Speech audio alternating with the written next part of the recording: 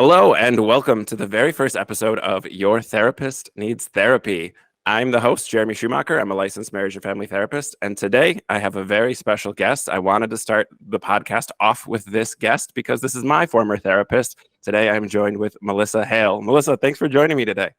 Thanks for having me, Jeremy. Always happy to be here.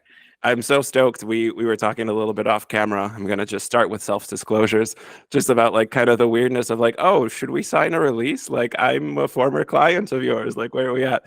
So I think this is a really great topic for therapists, and I'm super stoked that you agreed because I wanted to start with somebody who works with other therapists. Amazing. And I love that we can kind of navigate some of those formalities, which I think in the past might have been limiting to the point where people didn't talk about this. But this is a great day and age to be open to talk about mental health being part of overall health, right? Mm-hmm. And that we all have mental health as part of our, overall health. Including therapists. Including therapists, yes. So why don't we do a little bit like of your history and talk about kind of how you ended up in the mental health field? Okay. Well, I ended up here by default. It certainly was, kind of joke. It's not like I grew up saying, oh my gosh, I want to be a therapist. Some people do. Mm-hmm. But it was really by default. So I always wanted to work with people in the healing realm. Thought I might be a nurse. But as I was kind of navigating college, and again, I picked social work, I say by trial and error. Sure. So navigating the different options available, social work really just called me because I love seeing people holistically. Mental health is part of overall health, but we're all products of our family environment, our culture, our society. So it's the social work realm that really kind of drew me to mental health. Sure. So when you started college, did you know you were doing social work, or you switched somewhere through up? Hell no. Again, it was process and elimination. So I, Okay. Took intro to occupational therapy, thought I was going to be a nurse, but pretty quickly realized the science world wasn't for me. Sure. And I just took a social work course off, just on a whim, and really fell in love with it. It was intuitive to me. And Sure. I think the older I get, the more I realize that I'm a very intuitive person. Yeah. And so it really kind of was my calling. Yeah, I love that. I think I relate a lot to that because I went into college a double major for psychology and pre-med. I thought I wanted to be a psychiatrist. And I think both of those stories speak a little bit to how far along society has come talking about mental health, because I had no idea what psychiatry was actually like when I went to college. Like, I didn't know it was 15-minute med checks. I just thought like it was what I saw on TV, like Good Will Hunting style. Like that's what I thought it was. And so like you get to college and you almost have to kind of filter through what you're going to do. I think a lot of therapists know they want to help people and they don't know what that's going to look like.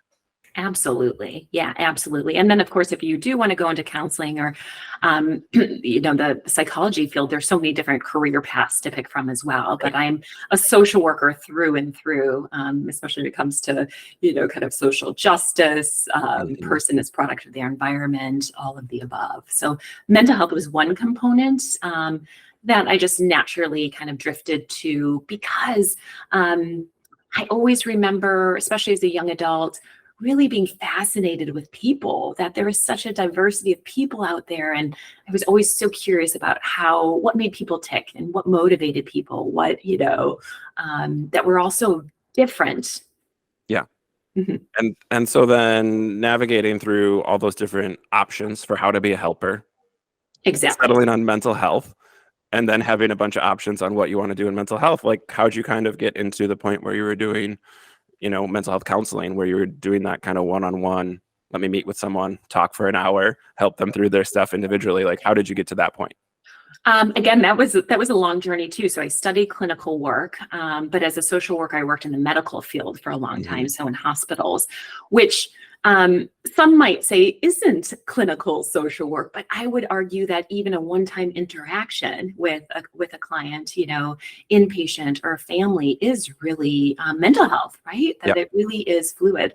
But after kind of tiring out from the medical system, I got back into private practice, which has been wonderful to be able to be part of the community locally, Hmm. and just be able to support clients one-on-one.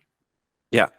What, this is a leading question. Yeah. What was your experience with college, grad school, all the kind of like organized schooling about something like going into private practice? I guess my question is, did that seem like a good option coming out of college, or were you kind of pushed towards doing something more like agency based? Yes, definitely agency based right away, as far as the social work degree goes. And it's almost like you have to pay your dues at a kind of low paying, clinical agency, which is unfortunate because I do believe that we're undervalued, underpaid as mental health professionals. But yes, private practice was kind of like the gold standard, right? That Yeah. everyone wanted to get there eventually.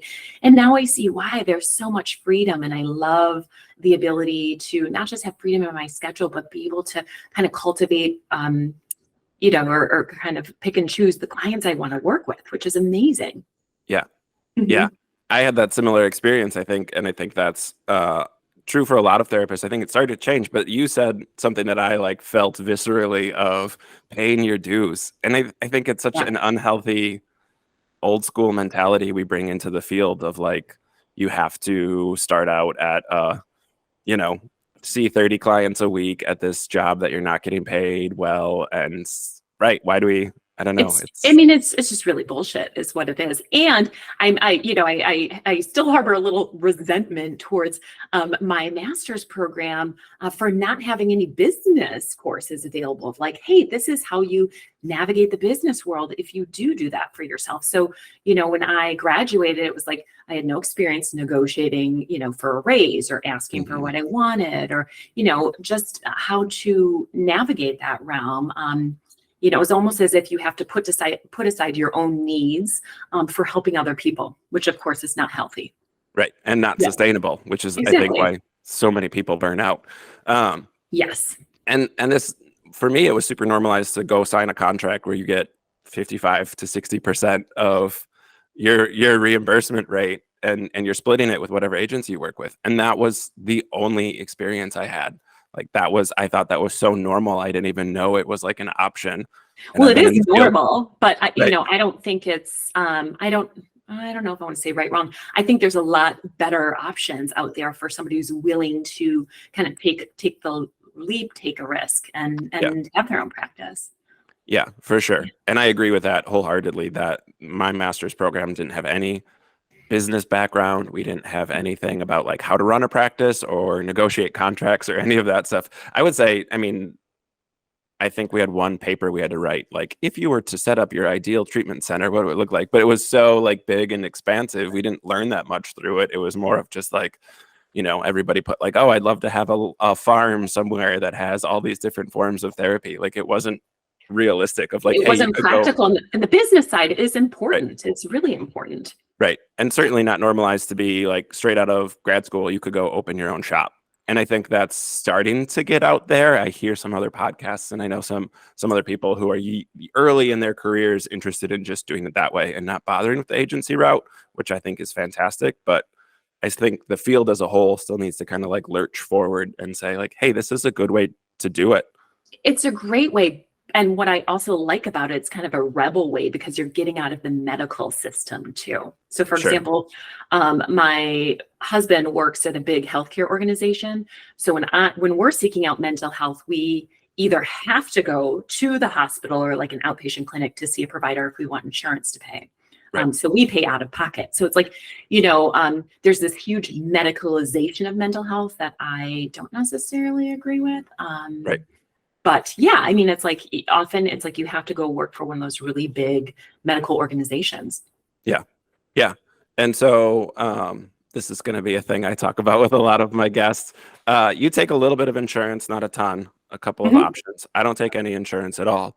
I think for similar reasons. I think that idea of getting mental health out of, I wouldn't even say the medical field. I'd just say like the insurance field because Sure. it's not beneficial to clients. It's not helpful. It was never helpful for me as a marriage therapist to have some undergrad student who's working for Humana or whomever, not to throw shade directly, but like for whoever, and be like, well, you're at X number of sessions and this is only supposed to take this long based on the diagnosis. And it was like, that's not how couples therapy works. It's ridiculous. Yeah. Well, I would say, I mean, I see why some people would want to stay out of it, but for many, probably 75% of my clients use insurance. And for them that, you know, I don't know if they would pursue therapy if they had to pay completely out of pocket. Yeah, I definitely, you know, it's a balancing act between being accessible to people and practicing in a way that you think is most helpful to people. Exactly. Which is a societal problem that doesn't need to exist, but we can harp on that later. Thank you. We could do a whole podcast on that, right? Yes. So what's as you've been navigating the professional side of things, what's the personal side look like for you? How have you kind of meshed your knowledge around mental health into your own personal life? Beautiful. Yeah. So I would say work-life balance is really important for me. So I'm pretty clear on the type of clients I work with and the quantity. So I really see my maximum is like 20 people a week as far as clients go. And then personal side is really it's so important to talk or walk the talk, right? So when I'm talking about boundaries, self-care, rest, what you eat with my clients, it's because that is what I do. Of course, not perfectly all the time, but it's so important to take care of myself. And from time to time, you know, reach out to my own therapist too, to get some support. Yeah. What's the difference now at this point in your career versus that fresh out of grad school Melissa who was taking that agency type job? Like, was it learned experience, or was it, you know, a burnout at some point? Was it just, it felt disingenuous? Like, how did that progression kind of look for you personally? All of the above. Roller coaster, right? All of the above. So a lot of it is learned experience. I'm also the type of person where I could get bored easily. So for a job in a kind of an you know, clinic setting, I was never at a job longer than 3 years because I would kind of gather what I needed to do. I felt like get the experience and then move on to something else. And actually, this is the longest I've been in a solo career so far, as maybe 6 years with my private practice. But yeah, I mean, and a lot of roadblocks along the way. So I think, you know, navigating my own ups, my own downs, getting married, having a child, big life changes, you know, that is all part of my experience, right? Yeah. Does that answer the question? What were you going? I feel like you were going for something different there. I wasn't going for something specific. No. As far as like something like self-care goes, even boundaries, I think, what does that look like now compared to fresh out of grad school? Because I know, go ahead. I'm going to ask you a question.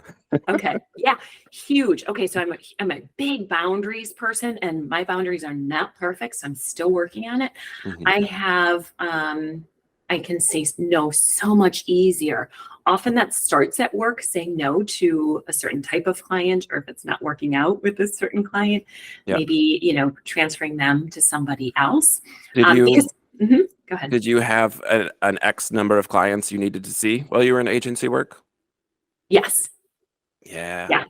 That's it. And, you know, there's some, you know, I would say some boundary violations happening in that kind of, clinic work too. But it's all part of the agency kind of culture too. Of like, oh, this person, you know, jumped out of a car last week, but we want you to take it, you know, this is part of the social work clinic going into the homes, but we want you to take this, you know, kid with you to their appointment. Yeah. So it's a lot of pushing boundaries, I think, as part of the norm, if that makes sense. Yeah. And almost like a badge of honor, right? Like, I think that huge, and carrying a pager, carrying the on-call. I mean, I never enjoyed that. Yeah. And you know, who enjoys getting a crisis call in the middle of the night? Right. So there's a point in time when I said, you know, I'm done with that. And if that's part of this job, I want something else. Sure. Yeah. Yeah. So boundaries in that way. And then as your life naturally progressed, you talk about having a kid, like how did you start to balance some of those different roles as far as like I'm a spouse, I'm now a parent, like has that affected how you look at where your job fits in? Has that changed kind of your comfort level with those boundaries, or did that kind of force you to have better boundaries? It forced me to have better boundaries. If, one of my goals in life is to be balanced and actually really, one of my goals is to enjoy life, right? Because Sure. that's funny, but it's like I want to be present. There's so much to, really see if there's so much to value in life. And so one of my goals has always been happiness. And so with that in mind, I had to set boundaries. Whether it meant boundaries with friends. The older I get, there's been a couple friendships I've had to, cut off completely in a Sure. way that's loving. I still care about this person, but I can't have them in my life Hmm. because it's not healthy. So it might be boundaries with friends, certainly with work. Yeah, and boundaries as a way to really protect and maintain my health. Yeah. And how has you mentioned earlier occasionally reaching out to your own therapist, like how has that kind of woven into this progression that you've had? Yeah. Oh my gosh. The wisdom and strength I think it takes to ask for help is profound. Hmm. It takes a lot of courage to do that. And so for me, it's humbling, when I need to reach out and say, hey, I need some support. Because that humility for me is important. So I don't become, or I'm not like, hey, just because I work in mental health doesn't mean I'm a mental health expert or my mental Right. health is perfect. Yeah. Right. That I need support too. And so that's something I've learned, especially since COVID. That was the last time I really, I think it was a year through COVID, and I kind of was going through my own mental health crisis, counseling my clients from home, keeping it together. Yeah. And I just hit a wall. And so that Yeah. was the most recent time I had to reach out for support. It was Hmm. very humbling to say, fuck, I need some help here. I'm not okay. Right. Yeah. Mhm. Mhm. Yes, and I'll do some self-disclosure here. I saw you coming right out of a bad work experience where I was burnt out, coming out of COVID. I was working in higher ed, doing way too much, and then COVID happened. I was doing too much before COVID, but then even more because I was doing mental health for student athletes, um, and then I went into a private practice that wasn't a good fit for me. And so we worked through all of that. And I, on my website, on my Psychology Today profile, and all this stuff, I talk about how much grace I have for people who ask for help. Because similarly to what you're saying, I think it takes so much self awareness and it takes so much courage to ask for help. So I think going through those things personally and having a therapist who's super helpful, and then you and I launched my private practice. I launched my own practice when I was working with you, That's and so great. it was kind of this thing where like got the thing I needed from therapy, getting not being burnt out and being healthier with some work life balance boundaries, and getting out a bunch of anger. But also then I think we did some coaching too in there of just for like how to run a practice, and I think that aspect of therapists helping other therapists, and that I always heard things about mentorship, but nobody ever told me how to actually find or get a mentor. But like again, that like coaching aspect of here's somebody who's been in the profession a little bit longer, is a little bit further ahead, and they're just saying like, oh, here's what I did. It's not as complicated as you would think, or here's the mistakes that I made. Don't make those. This is what I did. And I think just that idea that having that space to talk about those things freely and talking about those things comfortably makes a huge difference. And I found was always helpful for me in the work that I was doing professionally too. The fact that I had the 100%. experience as a client. 100%. And I always recommend to people that when you're interviewing therapists, ask them if they've been in their own therapy. Yeah. I don't want to go to a therapist that's never been in their own therapy, because for me, it's important to have someone who has the knowledge, like textbook knowledge, but also the experience, their own experience of what it's like to be on the receiving end. Yeah. I remember being in grad school and it was highly recommended to be in therapy. So I sought out a therapist. But at the same Mhm. time, I thought, gosh, there's all this talk about SSRIs, and I kind of had a mild, generalized anxiety disorder. And I said, well, I'm going to try it. There's so much talk about it. So I want to try it to kind of see Yeah. what all the talk is about, right? So Yeah. that like experience it. Sure. Mhm. Uh, post Post grad was the first time I went to therapy, and I went really just specifically to get my ADHD diagnosed. I knew at that point very definitively that I had ADHD, but even just having I think the tables switched a little bit on like processing it for myself versus Yeah, the textbook knowledge I had, which was a strength of mine. I'm an intellectual, so I like to intellectualize. yes, And so that idea of like having to actually go through and be like, oh, of course I have ADHD, and of course it's affected me my whole school career. Now that I'm in post grad and almost done with school, I'm finally getting my diagnosis. But like all the other stuff that then fell into place. So some of the things that I'm still connecting dots on, like having sensory issues and all this other stuff.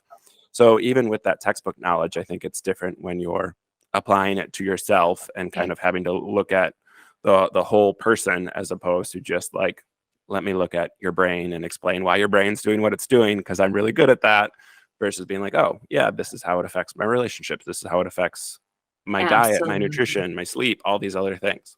Right, to look at someone holistically, I agree. And I have experience. I'm so grateful. I have experience with a variety of therapists. Hmm. So I've worked with. Actually, my first therapist was, in hindsight, pretty horrible. I was 19 and went to him for some disordered eating, and I didn't know at the time. But in hindsight, I just realized he did a lot of self disclosure that was pretty inappropriate at the time. Sure. Um, and then from there had seen more kind of supportive, like psychodynamic therapists, which is the way I was trained. Yeah. And I will forever be grateful. The best therapist of my life. I went to him for some postpartum issues, postpartum anxiety, and he was CBT trained. And I just had such a profound experience. It was so impactful, so helpful that I still think about him to this day. Just Yeah. really, really grateful for Todd, right? Todd was his name.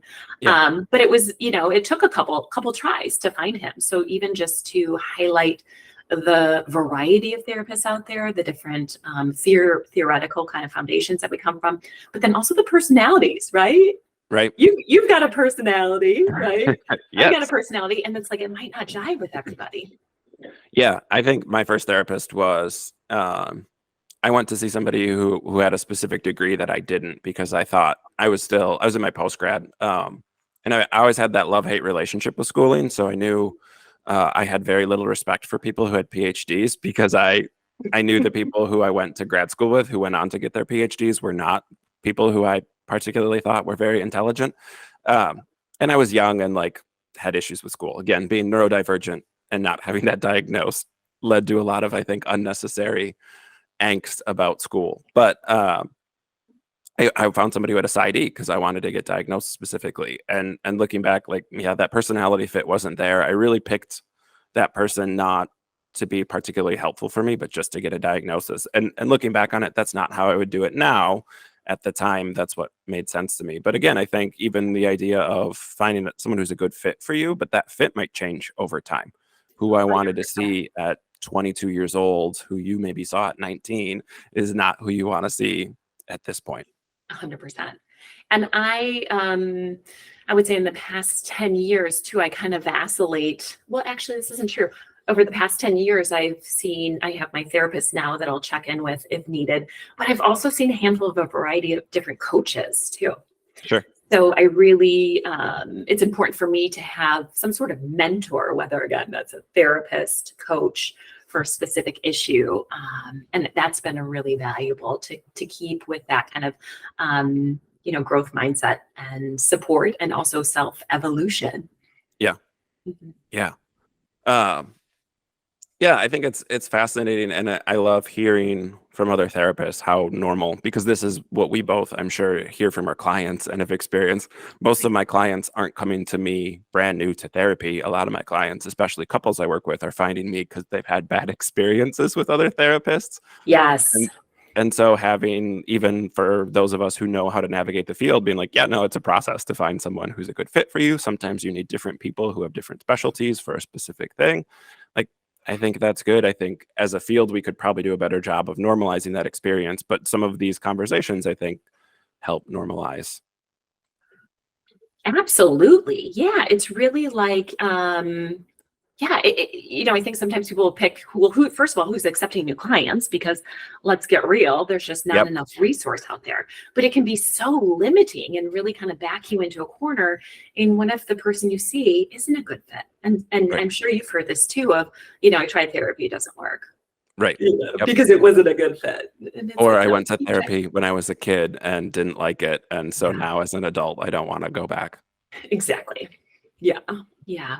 Which is a shame, because I think when you can kind of sift through, right, kind of navigate the field, it is just pure, I don't know, joy is not the word. It just can be pure enlightenment when you connect with that right person. Right, for Yeah. sure. Yeah. Yeah, I think so. I think and how to find a therapist, a lot of people start with like who's in network and who's taking new clients, and that Yeah. can be really limiting, especially if you're not in a very large metropolitan area. You might only have one or two options, and Yeah. if that person's not a good fit, a lot of times people just go, well, therapy is not for me, as opposed to that therapist isn't for me. Mhm. So Can I I, don't can like I, to. Yeah, yeah. go ahead. Can I ask you a question? Yeah. Okay. How do you kind of balance your mental health in the mental health field? So what, whether that's self-care or boundaries, what does that look like for Yeah, you? I think it's an ongoing thing. Obviously, you mentioned that it's not perfect, even with all the wealth of information we have in our field. I think I've always done a really good job of prioritizing self care. This is, for whatever reason, been, I think, probably because I grew up without having my ADHD diagnosed, that I figured out early on that like I need to have stuff that I enjoy. Otherwise, I'm just a miserable person. And somewhere as I got into the mental health field, and probably in my undergrad, college, I had a really messy relationship I was in. I think I started balancing, like using sports was always a really big thing for me. That meshed well for my ADHD, but then even just like physically taking care of my body. So like working out and doing some of those things after I was done with my competitive playing career, still being like, oh, I need to work out. I'm a much happier, healthier person. I coached volleyball. So like I was always aware of that, like time in the gym really helps me, and not just like gym, like working out, but like playing volleyball. I like to joke sports is our socially acceptable way to hit something really hard. And like for me, there's some value to like hitting a ball around. There's some value to taking a couple big swings on a volleyball net and like working out that way. I think as I've gotten older and since I've had kids, I've really had to get better at like slowing down, doing more mindfulness things, doing more. I don't do yoga as much as I should still. Should is the wrong word, as much as I would benefit it from it. So that's a work in progress. But I'm similar, I think, to you. The work-life balance has shifted a lot for me, where I see 15 to 20 people a week. 20 is my max, where it Mhm. used to be like that was my minimum. Wow. So It's the I sweet spot, isn't it? No, more than yeah, 20. It's a good balance. Yeah. I have a day where I don't see any clients each week, and whether I use that to go out on the river, or I use that to go disc golfing, or I use that to sleep in, or that doesn't happen much with kids anymore. But whatever it is, I can catch up on paperwork, I can do marketing or networking, or I can just read a book if I want. So I think like it's things I've said to clients for years that now I'm at a point in my life where like, oh yeah, I actually need to do that too. I can't just like skate by on working out regularly. I actually need Mhm. to do some of this other stuff. So that's been really helpful for me. I think coming out of COVID, like my support system has changed a lot. Just for what I think was like normal and natural to me, has I've become a lot more particular in who I want to spend time with and why, as opposed to just being like, oh, we grew up near each other, we've known each other for a long time. And like those relationships still have a place, but I'm a little bit more picky on like I'm hanging out with this group of people because it accomplishes That's something such a for me. great boundary, right? Yeah. I actually want to spend time with these people Right. versus it's a habit to spend time, or by Yeah. default, they're my friends. Yeah. And I love being a parent too. So like kids are stressful. I have a 5-year-old and a 2-year-old, and they can be a lot, but also like I like coming home and being greeted by screaming voices and getting stuff thrown at me. I have 2 little boys, they're very active. So like that's nice. That fits well with my strengths, I think, but also it's nice to like go home and play catch, or go home to throw a kid on a bed and wrestle around a little bit. Yeah. Well, and it does sound like you have a really good kind of work-life balance, or you navigate that's a priority at least. Yeah. Um, and for me, when I'm seeking help, whether it be through a therapist or even a doctor, I don't know if you've had this experience, but I want to go to someone who, again, walks the walk. And Hmm. so, it's important for me that my healers take care of themselves. Yeah. And that's kind of keeps me motivated. I'm naturally just drawn to kind of health and wellness. But then again, I don't want to be talking about healthy boundaries and then be, hanging out with people that I hate all the time. Yeah, for sure. I think too, something that's changed as I've gotten older is being like much more value consistent. And so even like finding a doctor who's working in a way that I would like, I don't want to say agree with, but like someone whose values are matching mine as opposed to just doing, and sometimes it is insurance based. Sometimes you have a medical thing that's too expensive to pay out of pocket, but it's Yeah. one of those things where it's like, yeah, I don't want to go work with people who are maybe like pushing, Well, and I I don't know, think I'm going to that's say like conversion therapy or something like that. But I right. don't want to have someone in my life, even if it's someone who I'm seeing as a healer, like who's not aligned with my values. Oh my gosh, we could do a whole entire podcast series on this, but just the epidemic of healers, especially in the medical, world, healers not being well themselves. Yeah. So you get that kind of wounded healer syndrome. Yeah. Yeah. And I think I give talks every once a semester to a group of senior athletic trainers. And one of my talking points is always like, you don't actually get an award for being the first person to work and the last person to leave. That's unhealthy. But I Mhm. see that a Love lot that. with medical fields. I've had a lot of clients over the years who work in the medical field, and like, yeah, it's just there's a lot of unhealthiness built into the system that they work in. And I don't know, some of them just take it on as like a point of pride. It's like, no, you're gonna burn out. Like there's no option but to burn out. Exactly. Yeah. And I really love what you said earlier too. You said something like it's important you enjoy what you do, or it's important, Mhm. yeah. Otherwise you would just do nothing, or what was it you said? It's important you enjoy what you do. That I that I just be a miserable person if I Yeah. don't That if you I just don't have those things. Yes, and that's huge, and Yep. that's so important for me too. And for me to stay kind of engaged and interested when my brain is naturally moves a lot, is I do a lot of continuing education, not traditionally, but taking astrology courses. I'll Mhm. take some art course, like art therapy is huge. Learning about different, Chinese medicine as it relates to mental health.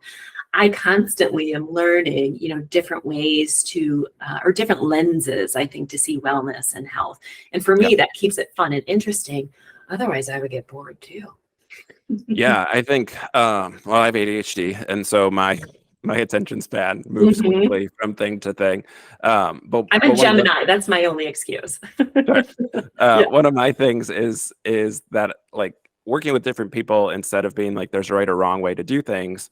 I when I first started therapy with you, I picked you because I was like, this person does therapy zero of the ways that I do therapy.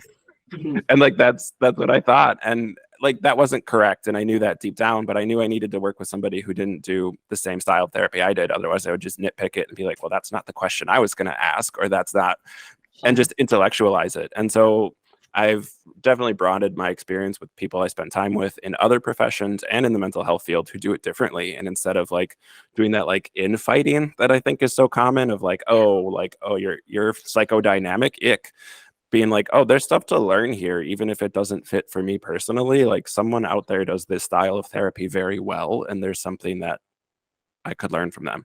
100%.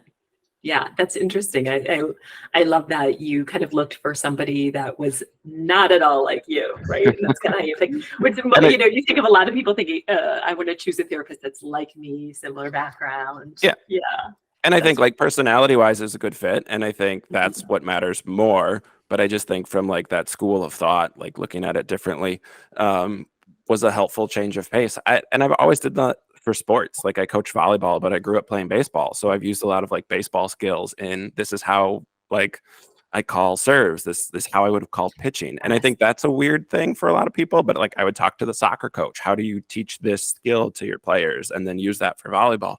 But I didn't Mhm. have that for psychology because I think psychology has this, and a lot of fields do. I'm not picking on psychology, but this in group, out group kind of thing of like, well, there's a Right. correct school of thought. What's your, how do you practice? And like that's how you introduce yourself to other therapists, or Exactly. like, oh, I do DBT, and that means X, Y, and Z to other therapists, Yeah. versus just being like, yeah, this is kind of how I organize helping Well, and people. I went to a school that was very psychodynamic based, and CBT was kind of seen as like the evil, stepchild. Sure. And yet it was CBT, years later that really saved me in crisis. And so my practice or my tools now I say are more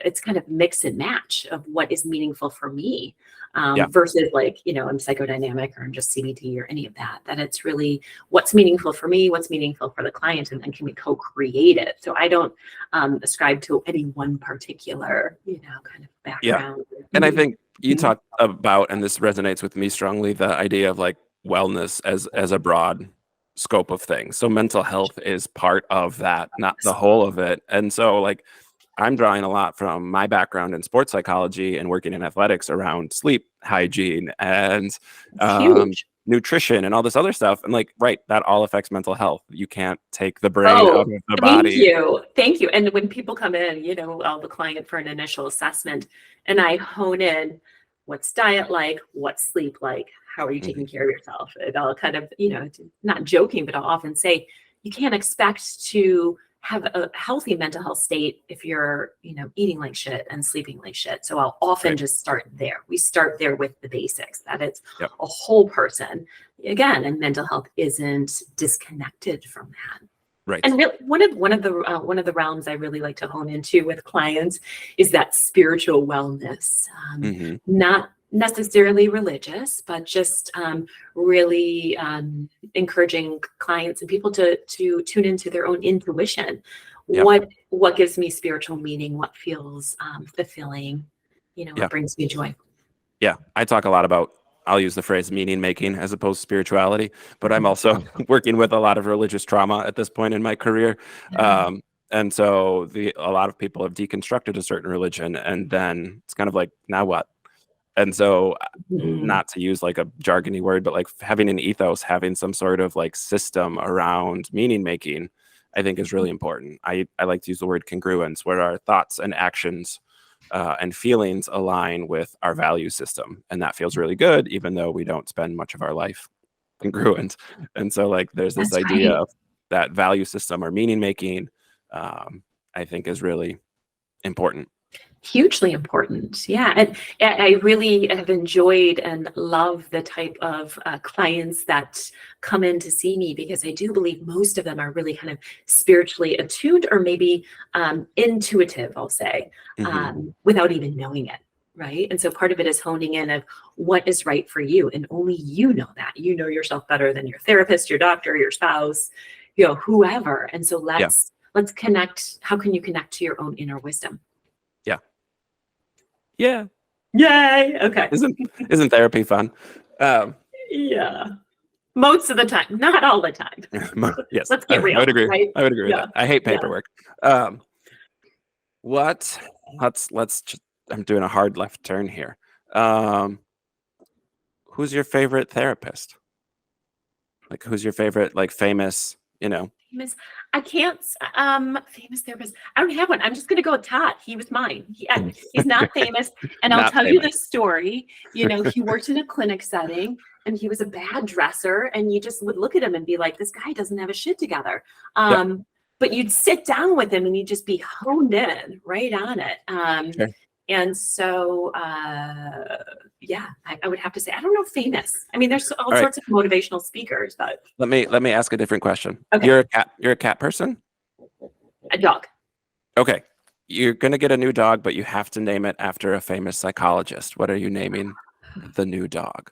This is a podcast, so people can't Famous see, but Melissa just psychologist. shook her head so strongly at me. I just can't even answer. I won't even play with it. All right, that's fine. Psychologist. Okay, what's a TV therapist that you have strong feelings about? Mm. Okay, I'm trying to think of the name of the show. I can't even think of it. Okay. It's like TV therapist. Why am I blanking out?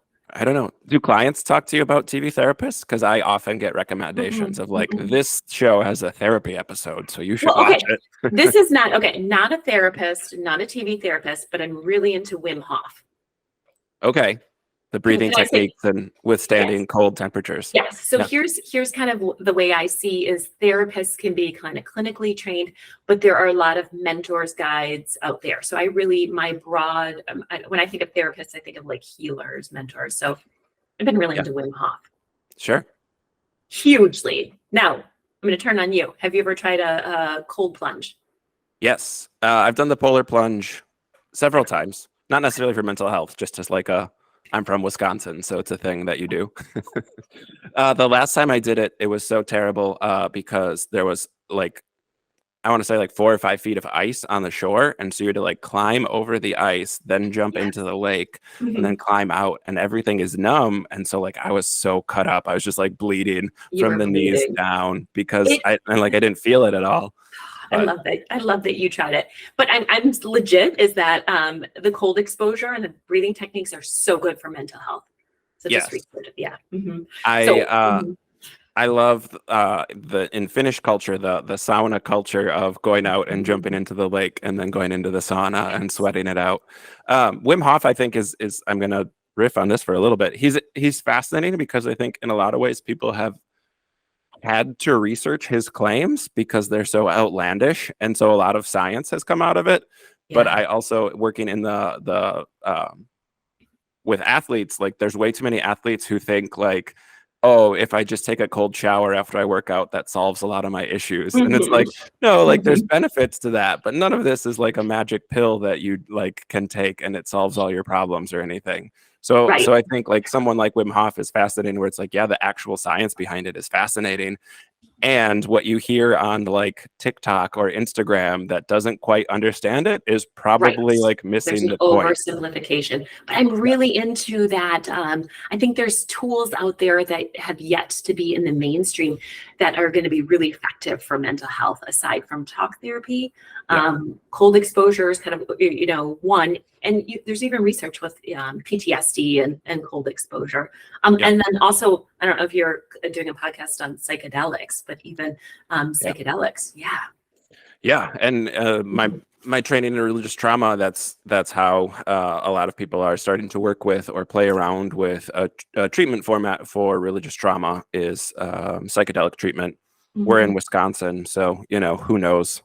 It's so weird to me because Madison's one of the big University of Wisconsin Madison is one of the big research institutions studying psychedelics, and like marijuana is not even legal in our state yet. So Mhm, who mhm. knows when that might be available. It's kind of on my like 2 to 5 year list of things Right. where maybe I'll get credentialed in it if I think it'll be. I think Yes. Oregon's the only state so far that's totally legalized mushrooms anyway. Okay. But I think psychedelics at large. But yeah, it's interesting. And again, like I'm fascinated with that stuff. I don't think we have good explanations for a lot of things that happen yet, but I also like need the science to catch up then. Like Yeah. I'm so instantly skeptical because I work with we see all these people who have tried fad diets or some sort of weird fad mental health thing and it failed them. It's like, well, there was something in there that was useful and then there was a bunch of stuff that wasn't. And so like distilling that down, I think the science part is helpful for me personally to understand why it's working the way it's working. But yeah, I Wim Hof's so fascinating. If people haven't seen or heard of him, he's a fascinating character. He's an interesting dude. Um, So that was interesting, so that was charismatic. And I think the yeah. last I saw him was he, turned 64 and did a 64-minute ice bath at home with a smile on his, this is on social media, but Right. so charismatic. But I went to a Wim Hof training right before COVID, not with Wim Hof, but with an instructor, a day-long training. And it was pretty Mhm. profound. It was pretty legit. So, I'm always interested in those experimental, Yeah. Well, and all these different breathing techniques. I mean, you see it in a lot of like religious backgrounds and a lot of things from ancient traditions that have chanting or things like we know some of like the monks who do chanting, like they're stimulating their vagus nerve, and like polyvagal amazing. theory has Yes. now like explained why that works. But this is a thing that traditionally has been passed on for you know Yes. millennia, but we didn't know why it was doing something, and now we have the science to say, oh well, this is why it's working this way. And like Science. I love that, like when it intersects that way where it's like we have evidence that this works, we don't know why, and then the science catches up and says like, oh, this is why. Amazing. Yeah. So who is your favorite TV therapist, famous therapist? Who would you Oh, name your dog after? I don't like TV therapists. They Okay. bother me. I got to actually do a training with my favorite famous therapist, Harleen Anderson, who's one of the big names in collaborative language therapy, which is if I'm forced to choose, that's what Mhm. I say that I do. Um, but yeah, I did a training with her, which was like fantastic and awesome. Like, I don't know, she's great. She's this tiny like 80-year-old woman, and I was like, Harleen, you're my therapy crush, and she had never heard that term before and thought it was very funny. So I would pick her, although Harleen Anderson, maybe I think I could name a dog Harleen. That's a different enough. I don't like to give pets people names. Mhm. Um, yeah, I don't know. I have opinions on there's a lot of the famous early people like Freud and Jung. Like when someone tells me they're doing shadow work, I'm like, oh well, we're not going to do that in therapy. Not with I you, right? I really liked early in my career. Carl Whitaker spent some time in Wisconsin, and I'm such a homer. I like Wisconsin-y people. He spent some time at University of Madison, but like that centered. He took what Carl Rogers did and did a lot of fun things with that in the family therapy realm. So I would I would say Harleen Anderson first, and then maybe Carl Whitaker after that. But he used to do like, man, the way we learned, this drove me crazy in grad school. Like he would do like 6 hour sessions with families. And like this was back in the day. So he'd Oof. like just be chain smoking cigarettes while he's doing it. Yeah. And Wow. like we're learning how to do therapy. And I'm just like, no insurance company's gonna ever reimburse me for a 6 hour session. Like this is Well, it not sounds helpful. exhausting. I mean, Yeah, how geez. much of that was just the family being like agreeing to it, like a hostage situation? Like, sure, Exactly. we'll be nice to each other. You just get beaten down. Holy smokes. Wow. Well, I Yeah, love your response. It's a little bit better response than my favorite therapist is Wim Hof. yeah. But it No, I goes to think show that I really, again, I don't kind of limit, I kind of myself to just, clinically trained therapists. It's like, who do I see as a healer, as a mentor, sure. Yeah, yeah. I just like to hear other therapists rant and rave about like TV therapists that really irritate them. Right. But there's sometimes there's an there's shown on HBO with about therapists. Jason Segel, there's a new one out there. Anyways, Um, there was a technique that I saw on the show that the therapist was giving a client, and I was like, I'm gonna try that with my client. yeah, no. If there's one on, I don't remember what it's called either. Shrinking is it's on Yes, Apple and TV. Harrison Ford. Yeah. And Yep. Harrison Ford did the whole you set the timer for 10 minutes and let yourself cry and then you move on. I'm like, that's a good one. I'm gonna try that. Yeah. Yeah, I've heard okay things about that. I've had another therapist recommend it to me, and it's just on Apple TV, which I don't subscribe to, so I haven't tracked it down yet. But Yeah, I've watched a few episodes and then kind of lost interest. It was interesting. yeah, I would say there's a lot that goes down in that show that couldn't happen in real life, so it's kind of right. humorous. That's I think at one point every therapy he's show. a client living with him, and Oh, yeah. they're ordering pizza together. I'm like, holy shit, that would never go down. Well, maybe I'll have to track it down just so I can do a review video of all the things wrong with it. Yeah, you could probably come up with a lot.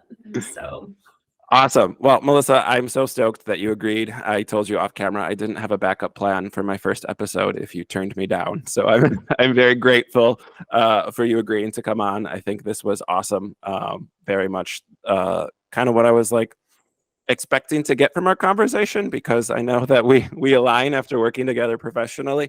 But also like yeah, I think these are things that other therapists need to hear. I think this is what people need to hear about therapists. Like we're just people too, and we go to therapy, we do our own stuff. We're works in progress, and sometimes it's great, and sometimes we've got more work to do. that's right. Well, thanks for having me, Jeremy, and thanks for getting the message out there and all of your creativity in reaching people, right, with this message. Yeah, So thanks for for sure. having me. Yeah, this was awesome. All right. So, big shout out to my therapist, Melissa Hale, for joining me to kick off the podcast. You can find out more information about Melissa and the awesome work that she does over at wildstonewellness.com. And you can always find my social media information, blogs, YouTube, whatever, over at wellnesswithjared.com. We have all those useful links and other information in the show notes. Thank you to all the listeners out there who tuned in. Feel free to subscribe wherever you get your podcast. The plan is to have weekly episodes, so give us a follow and tag a therapist you'd like me to interview in the future. Thanks again for listening to Your Therapist Needs Therapy. Take care, everybody. We'll see you next week.